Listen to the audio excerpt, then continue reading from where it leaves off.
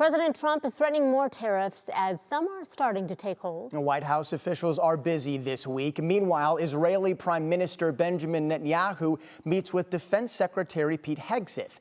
NBC's Vaughn Hilliard has more from Washington.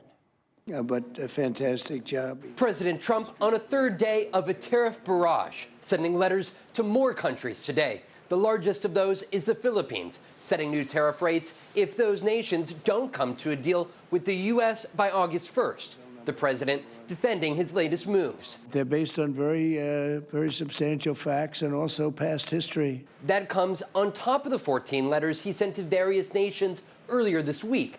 In all the negotiations, the administration only has agreements with 2 countries for a trade framework.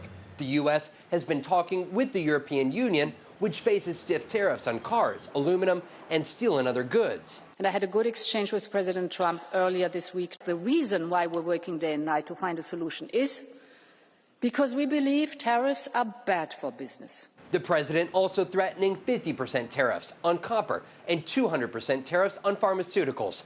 Businesses in the U.S. have been struggling to follow the tariff turmoil.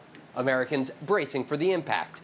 Latest polling shows 72% of Americans say the tariffs will increase prices, and 46% say they will harm the economy with no long-term benefits. Democrats seizing on the criticism. Donald Trump's tariffs are yet another one of his broken promises to working Americans, just like his promise to bring costs down on day one. Today was the president's original deadline for trade deals, but that's been pushed to next month. Analysts say Wall Street appears to be shrugging off Trump's latest tariff threat. Even if the tariffs do happen, they won't happen until August 1st, and then the consumer impact might not happen until months after that, perhaps well after Christmas.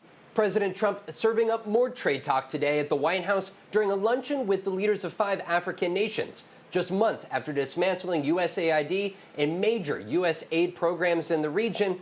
The president today saying that there are further opportunities for investments, particularly to tap into the critical mineral deposits in the region. In Washington, Vaughn Hilliard, NBC News.